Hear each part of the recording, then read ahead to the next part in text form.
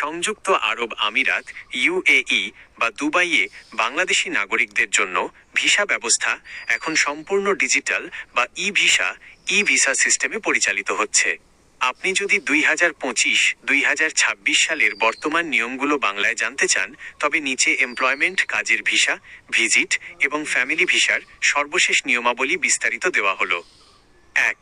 Visit বা tourist visa. Visit বা tourist visa Bangladeshi পাসপোর্টধারীদের জন্য দুবাইয়ের ট্যুরিস্ট ভিসা বর্তমানে সম্পূর্ণ চালু আছে। তবে বাংলাদেশে কোনো অন অ্যারাইভাল ভিসার সুযোগ নেই। দেশ ছাড়ার আগেই অনলাইন থেকে ই-ভিসা সংগ্রহ করতে হবে। ভিসার মেয়াদ সাধারণত 30 দিন এবং 60 দিন মেয়াদের সিঙ্গেল এন্ট্রি একবার প্রবেশের ট্যুরিস্ট ভিসা পাওয়া যাচ্ছে। এছাড়া অন্য দেশে যাওয়ার ট্রানজিট যাত্রী হলে 96 ঘন্টা ট্রানজিট ভিসার সুযোগ রয়েছে। প্রসেসিং সময় সাধারণ আবেদনের ক্ষেত্রে 3 থেকে 5 কর্মদিবস সময় লাগে। জরুরি এক্সপ্রেস সার্ভিসের মাধ্যমে 24 থেকে 48 ঘন্টার মধ্যেও ভিসা ইস্যু হয়। বয়সের কড়াকড়ি আন্ডার 35 রুল। অফিসিয়ালি কোনো নিষেধাজ্ঞা না থাকলেও 35 বছরের কম বয়সী অবিবাহিত পুরুষদের ক্ষেত্রে ভিসা স্ক্রুটিনি বা নথিপত্র যাচাই অত্যন্ত কঠোরভাবে করা হয়।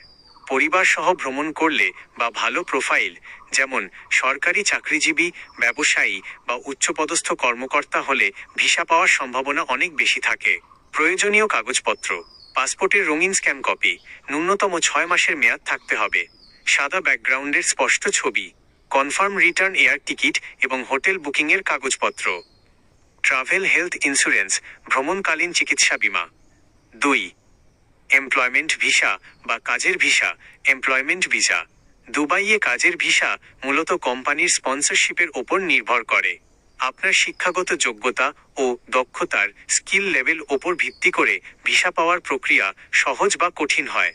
উচ্চ দক্ষ ও পেশাদার খাত, high professional tier, doctor, engineer, IT specialist, accountant বা কর্পোরেট ম্যানেজার পদের বাংলাদেশিদের জন্য কোনো বাধা নেই।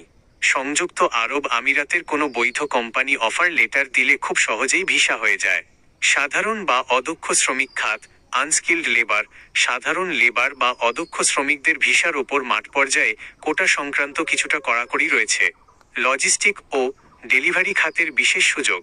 বর্তমানে দুবাইয়ের পরিবহন ও ডেলিভারি খাতে বাংলাদেশিদের ব্যাপক নিয়োগ চলছে। বিশেষ করে দুবাইয়ের সরকারি বা আরটিএ অনুমোদিত বড় কোম্পানির অধীনে taxi driver, motorbike delivery rider এবং ভ্যালেট পার্কিং ড্রাইভার পদে নতুন করে প্রচুর ভিসা দেওয়া হচ্ছে। প্রক্রিয়া: প্রথমে নিয়োগকারী কোম্পানি দেশটির মানব সম্পদ মন্ত্রণালয় OOHR থেকে এন্ট্রি পারমিট তুলবে।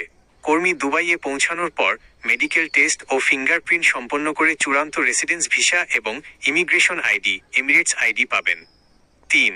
ফ্যামিলি রেসিডেন্স ও visit visa. Family visa rules: দুবাইয়ে কর্মরত প্রবাসী বাংলাদেশিরা নির্দিষ্ট শর্ত মেনে তাদের পরিবারকে, বাবা মা, স্ত্রী ও সন্তান দুবাই নিয়ে যেতে পারেন। ফ্যামিলি ভিজিট ভিসা: দুবাইয়ে বসবাসকারী প্রবাসীর যদি ভালো বেতনের চাকরি এবং থাকার মতো বৈধ বাসা, এজারি বা চুক্তিপত্র থাকে, তবে তিনি স্পন্সর করে তার পরিবারকে সাময়িকভাবে ঘোরানোর জন্য ভিজিট ভিসায় নিয়ে আসতে পারেন।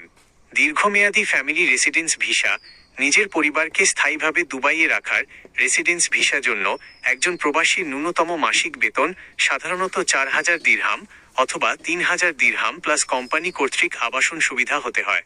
কাগজপত্রের নিয়ম: অ্যাটেস্টেশন: ফ্যামিলি রেসিডেন্স ভিসার আবেদন করার আগে বাংলাদেশ থেকে ইস্যু করা বিবাহ সনদ, নিকাহনামা এবং সন্তানদের জন্মনিবন্ধন সনদ অবশ্যই বাংলাদেশের পররাষ্ট্র মন্ত্রণালয় MOFA থেকে সত্যায়িত করতে হবে এবং পরবর্তীতে বাংলাদেশে অবস্থিত UAE দূতাবাস থেকে লিগ্যালাইজেশন বা সিল করাতে হবে। জরুরি সতর্কতা: দুবাইয়ে কোনো প্রকার ফ্রি ভিসা বা আজাদ ভিসা বলতে আইনি কিছু নেই। এগুলো মূলত দালালেরা অবৈধ বা ভুয়া কোম্পানির নামে বিক্রি করে। যে কোনো কাজের ভিসার অফার লেটার পেলে আর্থিক লেনদেনের আগে সংযুক্ত আরব আমিরাতের সরকারি পোর্টাল MOHRE বা ICP অ্যাপ থেকে সেটি আসল কিনা তা অবশ্যই যাচাই করে নেবেন।